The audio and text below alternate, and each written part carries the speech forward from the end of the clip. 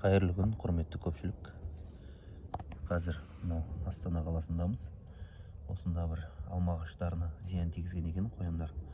Соған қатысты бір шаралар жасап жатырмын. Көрсете кететін жайт, мына жерде көрген болсаңыздар, мына жартылай жеген қоян, қоянның құмалағы деймін, не сондайлар жатыр. Бұл көбінесе тек қана қоян емес, көбінесе ешкілерде қойлар кеміріп жатады ағаштардың қабығын. Сол сұрақтар туындап жатады. Ол тірі бола ма, болмай ма, өмір сүре ме дегендей.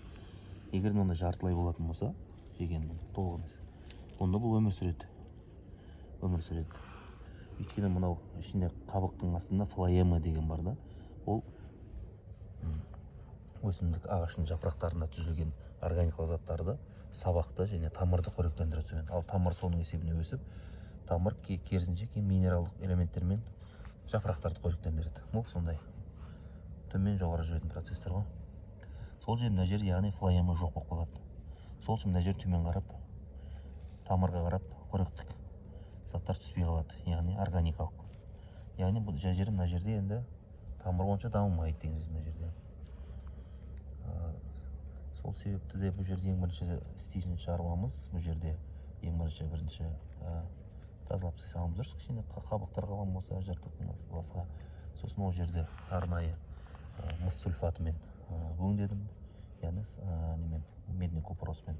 Ол біріншіден микроэлементтерді, түрлі кірейін деп тұрған инфекцияларды өлтіреді, түрлі зиянкестерді өлтіреді. Оның сыртына мына садовый барды. Осыны арнайы жақтым.